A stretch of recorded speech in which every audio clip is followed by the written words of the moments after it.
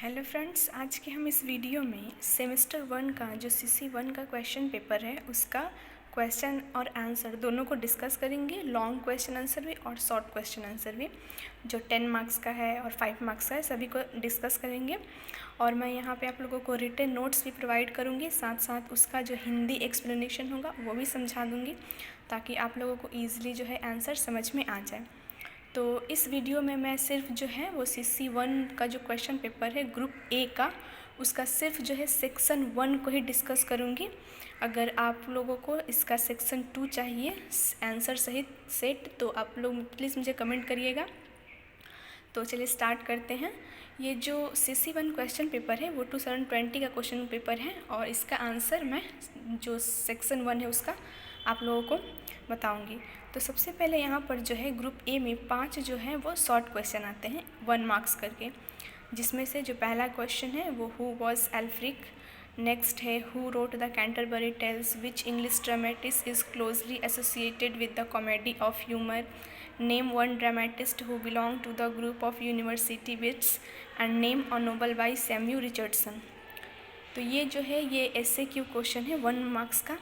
Next उसके बाद आता है जो 10 मार्क्स का क्वेश्चन आता है, इसमें से कोई एक ही लिखना रहता है, लेकिन इस वीडियो में जो है मैं आप लोगों को इन तीनों का आंसर समझाऊंगी भी और आंसर भी प्रोवाइड करूंगी नोट्स के तरह। तो सबसे पहला जो क्वेश्चन है 10 मार्क्स का वो क्या है, write a short essay on the old English heroic poetry. Next है give a critical account of the growth and development of the Elizabethan sonnet. And next, write a short essay on the restoration comedy of manners with special reference to any two playwrights. इसके बाद जो है वो number 3 का आता है लिखने, जो 5 मार्क्स का रहता है, और इसमें से भी कोई एक ही करना रहता है, लेकिन मैं यहाँ पे तीनों का आंसर आप लोगों को नोट्स प्रोवाइड कराऊंगी। तो सबसे पहले क्या क्वेश्चन है फर्स्ट में कि write a short notes on King Alfred's contribution to the development of old English pros.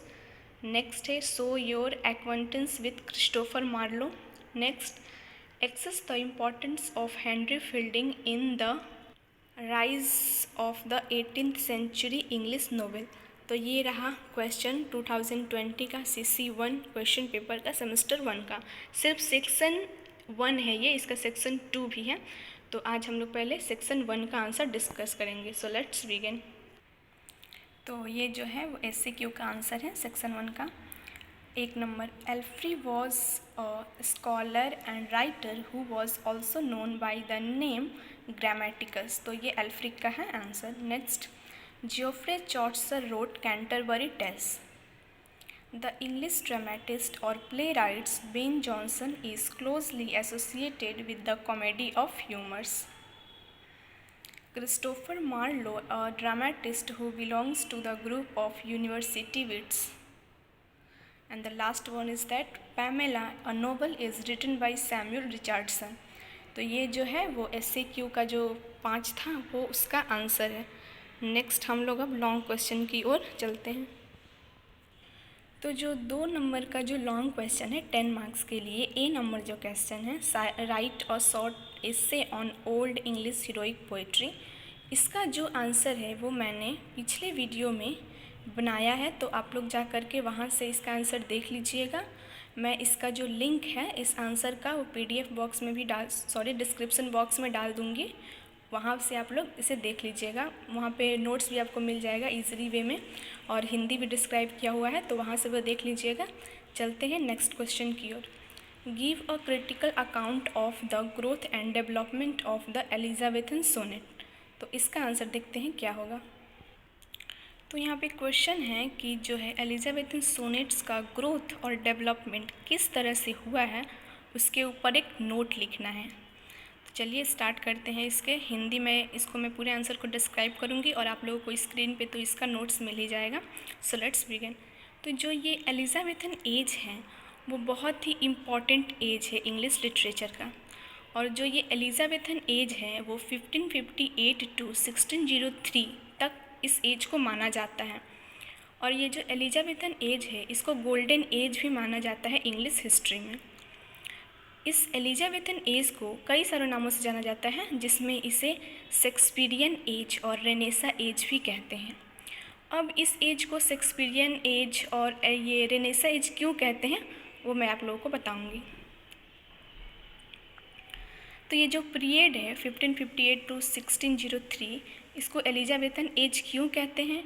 क्योंकि इस एज में जो है वो क्वीन एलिजाबेथ वन जो है वो इंग्लैंड में गद्दी पर बैठी थी, इसीलिए इस टाइम को एलिजाबेथन पीरियड कहा जाता है। नेक्स्ट, इसको शेक्सपियरियन पीरियड क्यों कहा जाता है? क्योंकि इसी एज में जो सबसे बड़े ड्रामेटिस्ट शेक्सपियर थे वो इसी एज से बिलोंग करते थे, इसीलिए इसको शेक्सपियरियन एज भी कहते हैं। और नेक्स्ट जो है लास्ट वाला, इसको जो है रेनेसा क्यों कहते हैं, रेनेसा एज? क्योंकि इसी एज में जो है सबसे ज़्यादा लर्निंग का रिबर्थ हुआ था। इसके अलावा लिटरेचर में भी अलग अलग तरह के जो थिएटर खोले गए थे, इसीलिए इस एज को रेनेसा एज भी कहते हैं। रेनेसा मीन्स क्या होता है? रीबर्थ। हालांकि ये सबसे पहले इटली के फ्लोरेंस शहर में हुआ था, बट उसके बाद यहाँ पर भी हुआ था, इसीलिए इसे रेनेसा एज भी कहते हैं। जो एलिजाबेथन एज है उस एज में जो सोनेट्स है वो काफ़ी ज़्यादा डेवलप की थी। ये जो सोनेट्स है वो सबसे, इसके डेवलपमेंट का सबसे रिमार्केबल जो फीचर है वो इसी एज में देखा जाता है। जो सोनेट है वो एक इटालियन वर्ड से लिया गया है, सोनेटो, जिसका मतलब होता है फॉर्म, जो पोएम है उसके मेन आइडिया को एक्सप्रेस करना और उसके इमोशंस को एक्सप्रेस करना। ये जो सोनेट है वो क्या है? एक शॉर्ट लिरिक पोएम है जो कि 14 लाइन्स की होती है। जो सोनेट्स का ओरिजिन हुआ था वो इटली में हुआ था 15th सेंचुरी में, और जो 10th सेंचुरी है, हाफ ऑफ 10th सेंचुरी, तो हाफ ऑफ 10th सेंचुरी में क्या हुआ था, जो सोनेट है उसको इंग्लैंड में इंट्रोड्यूस किया गया था, लाया गया था। किसके द्वारा? तो सर थॉमस वीट के द्वारा और हेनरी हावर्ड के द्वारा, जिनको अर्ल ऑफ सूरे भी कहते हैं। इन दोनों ने मिल करके क्या किया, सोनेट को पब्लिश किया, और जल्द ही ये जो सोनेट है वो बहुत ही ज़्यादा फेवरेट बन गया एलिजाबेथन पोइट्स के बीच में। जो एलिजाबेथन सोनेटियर्स हैं वो किस तरह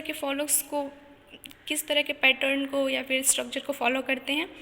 तो वो लोग जो है पेट्रियार्चन सोनेट्स को फॉलो करते हैं।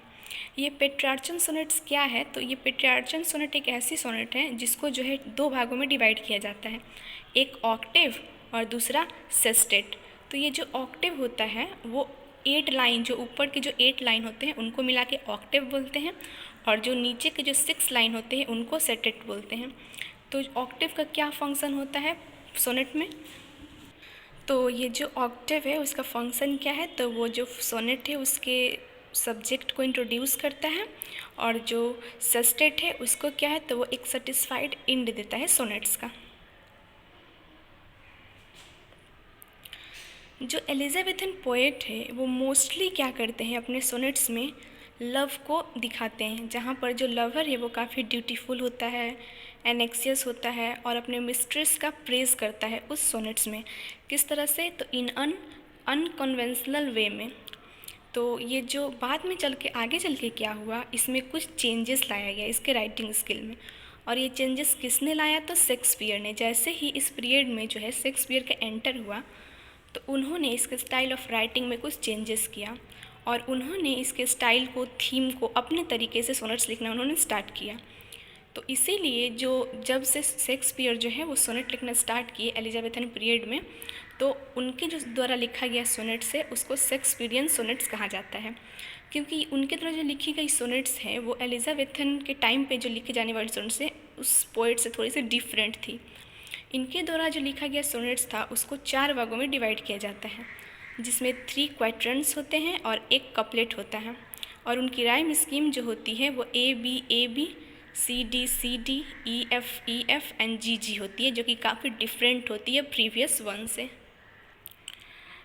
जो सोनेट है वो सर थॉमस वीट और हेनरी हावर्ड के द्वारा इंट्रोड्यूस किया गया था, और इस तरह से जो है वो सोनेट्स एलिजाबेथन पीरियड में काफ़ी फेमस हो गई थी, और बहुत सारे जो राइटर हैं उन्होंने सोनेट्स लिखना स्टार्ट कर दिया था एलिजाबेथन पीरियड में, जिसमें से जो है sir Philip Sidney, Edmund Spenser and William Shakespeare का नाम काफ़ी फेमस है।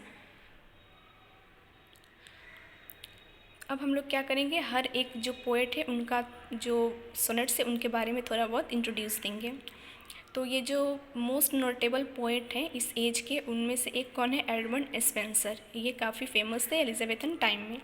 इनके द्वारा लिखा गया जो सोनेट्स है वो एमोरेटी, ये क्या है? 88 सोनेट्स का ये कंबाइन किया हुआ है, जिसमें उन्होंने एलिजाबेथन बॉयल को एड्रेस करके लिखा है, जिनसे उनकी शादी हुई थी।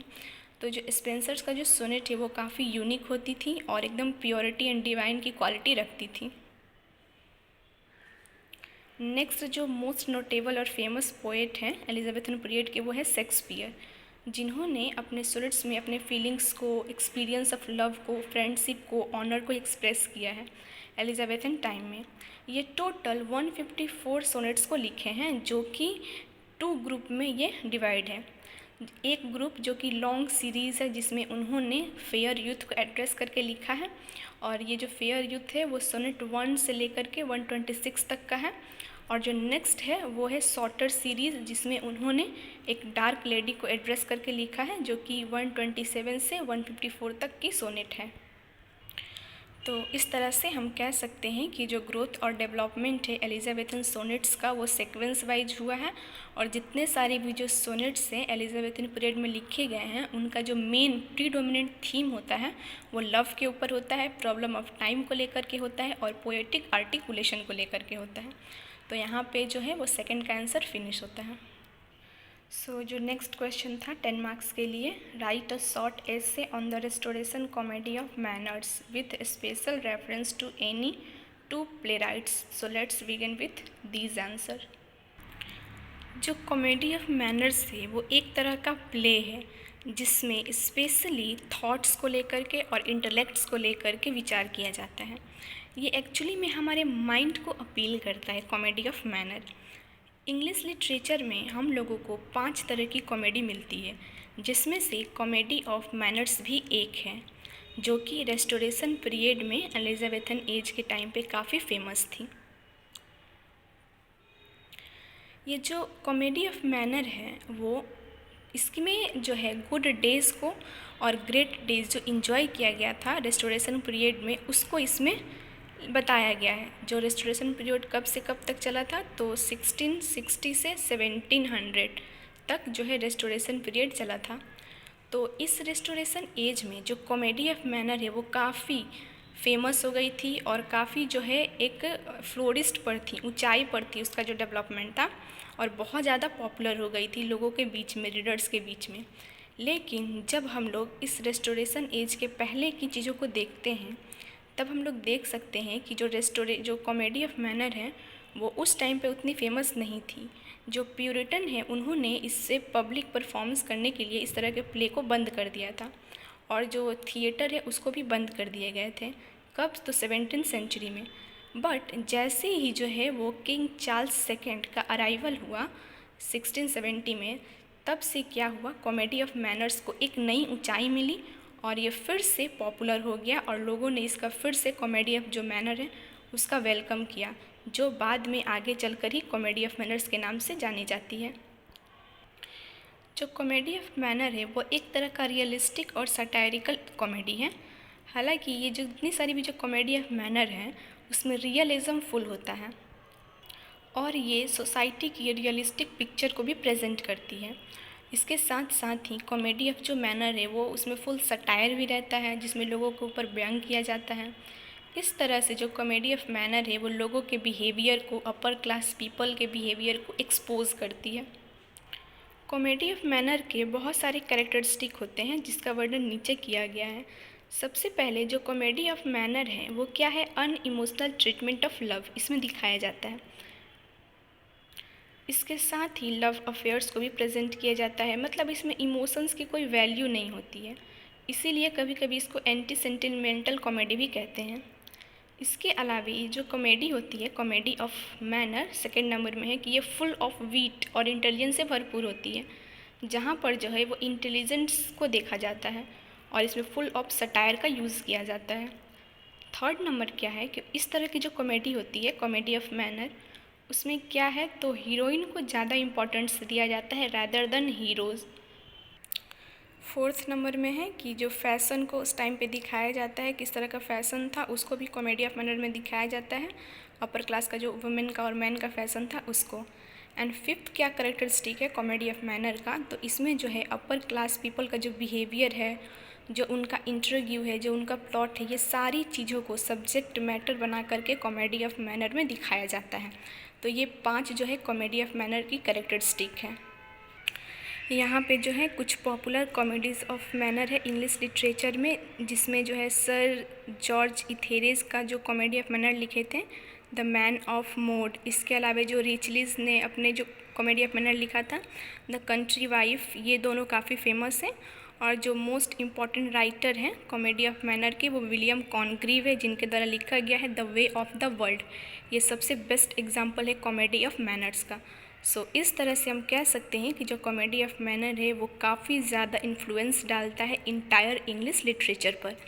तो यहाँ पर जो है वो थर्ड का आंसर कॉमेडी ऑफ मैनर का भी ख़त्म होता है।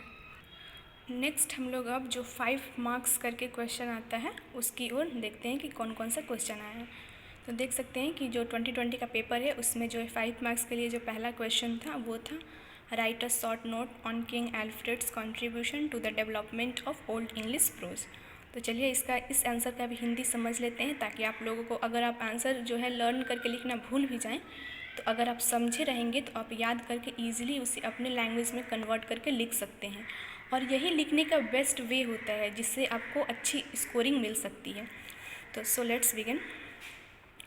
तो जो इंग्लिश लिटरेचर का जो 19th सेंचुरी है उससे जो पहले प्रोज़ उतना डेवलप नहीं हुआ था इंग्लैंड में, और जो प्रोज़ है वो बाद में स्टार्ट हुआ भी, एंग्लो सेक्सन प्रोज़ जो बाद में स्टार्ट हुआ भी, तो उसको लॉ में या फिर हिस्टोरिकल रिकॉर्ड में ही लिखा जाना स्टार्ट हुआ। लेकिन जब जो है जो किंग एल्फ्रेड वो सत्ता में आए, उस समय से जो ओल्ड इंग्लिश प्रोज़ है या फिर एंग्लो सेक्सन प्रोज़, दोनों सेम ही हैं, उसका डेवलपमेंट कुछ ज़्यादा ही शुरू हो गया। और इस पीरियड में जो सबसे ग्रेट और फेमस प्रोज़ राइटर बने वो किंग एल्फ्रेड ही हैं। हालांकि और 2 प्रोज़ राइटर हैं जिनमें एक एल्फ्रिक है और एक है, बट इन तीनों में से सबसे मोस्ट फेमस जिनका कंट्रीब्यूशन था वो था एल्फ्रेड का, किंग एल्फ्रेड का। किंग एल्फ्रेड जो है इनको द ग्रेट भी बोला जाता है। इनका जो शासनकाल था वो 849 से 899 तक चला था। ये सबसे मोस्ट इम्पॉर्टेंट फिगर है इंग्लिश हिस्ट्री के, और इनका जो नाम है वो काफ़ी ज़्यादा फेमस है इंग्लिश राइटर में या फिर इंग्लिश हिस्ट्री में। तो ये जो लिटरेरी प्रोज़ है वो इन्हीं के शासनकाल से प्रोग्रेस हुआ था किंग एल्फ्रेड के, और आगे चलकर ये काफ़ी ज़्यादा इन्होंने इंग्लिश प्रोज़ को डेवलप करने में अपनी एक कंट्रीब्यूशन दिया था। एल्फ्रेड ही एक ऐसे किंग हैं जिनको द ग्रेट का टाइटल मिला था। क्यों मिला था? क्योंकि इसके पीछे ही बहुत रीज़न था। ये एक बहुत ही फेमस जो है ये इंग्लिश प्रोज़ को डेवलप करने में काफ़ी ज़्यादा कंट्रीब्यूशन दिए थे, इसलिए। इसके अलावा ये क्या किए थे, तो he tries hard to educate the people, और इन्होंने क्या किया था, लोगों को एडुकेट करने का बहुत कोशिश की थी, जिसके वजह से ही इन्हें बहुत सारा रिस्पेक्ट मिला था, लोगों के द्वारा एडमिरेशन मिली थी। और ये जो किंग एल्फ्रेड थे इसीलिए इनको फादर ऑफ इंग्लिश प्रोज़ भी कहा जाता है। तो अगर शॉर्ट क्वेश्चन में पूछेगा कि who is considered the father of English pros, तो आंसर होगा किंग एल्फ्रेड। ये जो किंग एल्फ्रेड थे उन्होंने जो है फर्स्ट जो है इंग्लिश लॉ कोड को लिखा था। इसके अलावे जो है इन्होंने ये एक ट्रांसलेटर भी हैं जिन्होंने बहुत सारी बुक को ट्रांसलेट किया ओल्ड इंग्लिश में। इनके द्वारा ट्रांसलेट किया गया 5 ग्रेट वर्क्स हैं जिनका नाम जो है वो नीचे है। पहला है जो है ग्रेगोरियस, देन बेडेस, ओरोसियस, बियोथियस एंड सेंट ऑगस्टिन्स। ये 5 जो है उनके द्वारा ट्रांसलेट किया गया बुक। जो किंग एल्फ्रेड्स हैं उनका जो कंट्रीब्यूशन था growth and development of Anglo section pros में वो काफ़ी ज़्यादा मार्केबल है, रिमार्केबल है ओल्ड इंग्लिश हिस्ट्री में। क्या क्या इन्होंने किया था डेवलप करने के लिए, तो सबसे पहले इन्होंने जो एंग्लो सेक्सन क्रॉनिकल है उसको डेवलप करने में अपनी एक अहम भूमिका निभाई थी। नेक्स्ट जो है इन्होंने जो ट्रांसलेटर है या फिर जो ट्रांसलेटर हैं उनको इनकरेज किया था कि वो जो लैटिन वर्क है उनको वो ओल्ड इंग्लिश में ट्रांसलेट करें। हालांकि ये खुद भी ट्रांसलेट किए थे 5 वर्क्स को, जिसका नाम अभी हम लोगों ने थोड़ी देर पहले देखा। इसके अलावा ये जो है खुद ही लिखते थे वर्क को और उसको डिज़ाइन देते थे। इस तरह से हम कह सकते हैं कि जो किंग अल्फ्रेड है उनका काफ़ी ग्रेट कंट्रीब्यूशन रहा है growth and development of Anglo Saxon prose या फिर ओल्ड इंग्लिश प्रोज में। तो नेक्स्ट क्वेश्चन क्या था 5 मार्क्स के लिए, show your acquaintance with Christopher Marlowe. अब इनके बारे में हम लोग को जो पता है वो लिखना है, 5 मार्क्स के लिए है। तो 5 मार्क्स के लिए ज़्यादा नहीं लिखना है, 400 वर्ड्स में लिखना है। सो मैक्सिमम 1.5 पेज या 1.5 पेज में आ जाएगा। So let's begin and try to understand the Hindi meaning of this answer. तो ये जो क्रिस्टोफर मार्लो है वो एक बहुत ही फेमस और ग्रेट प्ले राइट्स हैं एलिजाबेथन पीरियड के। जो क्रिस्टोफर मार्लो हैं उनको कीट मार्लो के भी नाम से भी जाना जाता है। ये एक ट्रांसलेटर भी हैं और एक पोएट भी हैं, बट मेनली ये ट्रेजेडी लिखते हैं और he wrote his tragedy in blank words, और ये जो ट्रेजेडी लिखते हैं वो ब्लैंक वर्ड्स में होती है। जो क्रिस्टोफर मार्लो है उनका जो जीवन काल है वो कब से कब तक है, तो 1564 से 1593 तक का है। और जो इनका जन्म हुआ था वो कैंटरबरी में हुआ था 1564 में, एक शो मेकर के फैमिली में, जहाँ जो इनके जो फादर है उनका नाम था जॉन मार्लो और जो इनकी मम्मी है उनका नाम था कैथरीन। इन्होंने जो अपनी स्कूल की शिक्षा ली थी वो किंग्स स्कूल से ली थी, और जो ये कॉलेज पास किए थे वो कॉर्पस क्रिस्टी कॉलेज कैम्ब्रिज से ये पास किए थे अपना कॉलेज। इन्होंने सबसे पहले जो अपना ड्रामा लिखा उसका नाम था डीडो क्वीन ऑफ कार्थेज, जो कि थॉमस नासे के हेल्प से इन्होंने इसे लिखा था। लेकिन ये जो ड्रामा है उतना सक्सेसफुल नहीं हुआ। इसके बाद जो मार्लो हैं उन्होंने टर्बुलेंस द ग्रेट लिखा, जो कि काफ़ी सक्सेसफुल प्ले है मार्लो का, और इस प्ले के साथ उन्होंने काफ़ी ज़्यादा जो है वो प्रेज़ भी हासिल की और उनको काफ़ी ज़्यादा तारीफ़ किया गया। और इस तरह से जो है ये उनका पहला सक्सेसफुल प्ले बना, जिसके वजह से उन्होंने क्या किया, ये जो फर्स्ट टाइम उनका जो सक्सेसफुल प्ले बन गया टर्बुलेंस द ग्रेट, तो उन्होंने इसका सेकंड पार्ट लिखा जिसका नाम था टर्बुलेंस द ग्रेट पार्ट 2। ये जो प्ले है वो 1590 में पब्लिश हुई जब वो ज़िंदा थे। यही एक प्ले है जब वो ज़िंदा थे तब पब्लिश हुई थी, लेकिन बाकी जितनी सारी भी उनकी प्ले है वो उनके मरने के बाद पब्लिश हुई थी। तो जो नेक्स्ट प्ले है मार्लो का वो है द ज्यू ऑफ माल्टा, जो ये भी जो है वो काफ़ी ज़्यादा फेमस हुआ था और उनको ग्रेट अचीवमेंट मिली थी इस प्ले के द्वारा भी। हालांकि इन्होंने बहुत सारा प्ले लिखा जिसमें जो है Edward the second, the massacre of at Paris, doctor Faustus, ये सब काफ़ी फेमस हैं। जो क्रिस्टोफर मार्लो हैं उनको ग्रेट ड्रामेटिस्ट भी कहा जाता है, शेक्सपियर जो है उनसे पहले, क्योंकि ये काफ़ी ज़्यादा फेमस थे। ऐसा कहा जाता है कि अगर ये ज़िंदा रहते, क्योंकि जो इनकी मृत्यु है वो बहुत कम एज में हो गई थी, तो ये शेक्सपियर से भी ज़्यादा फेमस होते। सो इसके अलावे जो क्रिस्टोफर मार्लो हैं वो यूनिवर्सिटी बीट्स के मेंबर भी रह चुके हैं, और ये क्या है, तो he was the greatest of Shakespeare's predecessors, मतलब जो है शेक्सपियर के पहले ये काफ़ी फेमस थे। अतः इस तरह से हम लोग कह सकते हैं कि जो क्रिस्टोफर मार्लो है वो एक ग्रेट पोएट है, प्लेराइट है, ट्रांसलेटर है एलिजाबेथन एज के, और जो इनका मेजर थीम होता है इनके ड्रामा का वो पावर और एम्बिशंस को लेकर के होता है। और मार्लो ने एक पॉपुलर लिरिक पोएम भी लिखा है जिसका नाम है हीरो एंड लिंडर, जो कि काफ़ी ज़्यादा फेमस हुई थी। तो ये रहा क्रिस्टोफर मार्लो के बारे में। ये 5 मार्क्स का है तो इतना इनफ है। अब हम लोग नेक्स्ट जो है और लास्ट जो है 5 मार्क्स के लिए वो आंसर देखते हैं। तो क्वेश्चन क्या था, assess the importance of Henry Fielding in the rise of the 18th century English novel. तो इसमें हम लोगों को जो हेनरी फील्डिंग है उनका कंट्रीब्यूशन और इम्पॉर्टेंस लिखना है 18th सेंचुरी में, कि उन्होंने किस तरह से जो है वो नोवेल को डेवलप किया, या उन्हें किस तरह से एक नोवेलिस्ट कहेंगे 18th सेंचुरी में। तो जो हेनरी फील्डिंग है वो एक ग्रेट नोवेलिस्ट है और प्ले राइट है 18th सेंचुरी के। इनको the father of English novel भी कहा जाता है, क्योंकि इन्होंने बहुत सारा नोवेल्स लिखा है, और जो इन्होंने नोवेल्स ही नहीं बल्कि उसको लिख करके उन्होंने उसे एक प्रॉपर शेप भी दिया है इंग्लिश नोवेल को, इसीलिए इनको जो है फादर ऑफ इंग्लिश नोवेल कहा जाता है। इसके अलावे इन्होंने थ्योरी ऑफ नोवेल को भी इंट्रोड्यूस किया था, और नोवेल को जो है डेवलपमेंट में इनका काफ़ी ज़्यादा योगदान है। He made the novel as a weapon of social criticism. ये क्या करते थे, जो अपने नोवेल से उसको एक हथियार की तरह यूज़ करते थे, जिसमें उन्होंने सीरियस पर्पस के तरफ लोगों का ध्यान आकर्षित किया है, और जो भी चीज़ जो होती थी वो अपने नोवेल्स के द्वारा ही लोगों के सामने प्रेजेंट करते थे। इनके इस कैरेक्टरिस्टिक के कारण ही जो वॉल्टर स्कॉट है, उन्होंने इन्हें the father of English novel कहा था।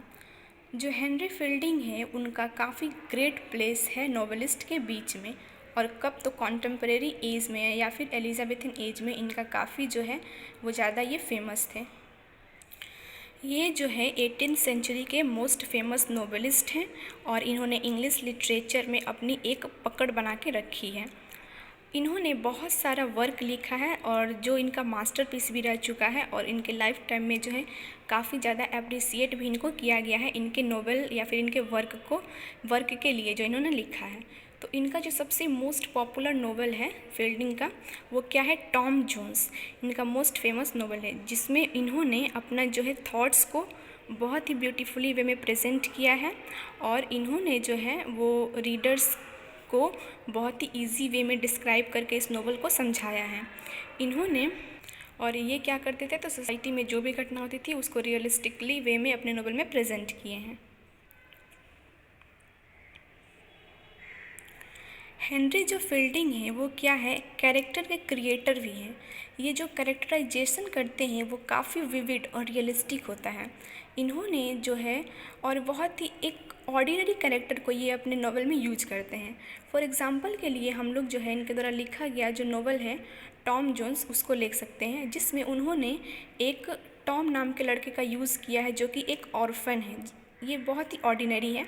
सो इस तरह से उनके नोवेल में विविड और रियलिस्टिक कैरेक्टर्स को वो यूज़ करते हैं, जो कि गुड्स और इविल दोनों जो कैरेक्टर्स है उसका मिक्सअप रहता है। हेनरी जो फील्डिंग है वो इंग्लिश लिटरेचर में काफ़ी वेल नोन जो है वो पोएट हैं, और इसके साथ ही जो है उन्होंने क्या किया, स्टाइल ऑफ राइटिंग को चेंज किया। वो अकॉर्डिंग टू नोवेल जो है वो अपने स्टाइल ऑफ राइटिंग को यूज़ करते हैं, और ये काफ़ी ज़्यादा फेमस थे अपने जो है स्टाइलिश क्वालिटी के लिए। और इनका जो मेन क्वालिटी थी इनके नोवेल का वो क्या है, फुल ऑफ मीनिंगफुल होती हैं इनकी स्टोरी इनकी नोवेल की, तो इसीलिए ये काफ़ी ज़्यादा अच्छी वे में लिखते हैं। और he is considered the great English novelist. Henry Fielding mostly wrote about the real life of the people in his novel of his time. Today he is remembered by the great style qualities and his beautiful stories.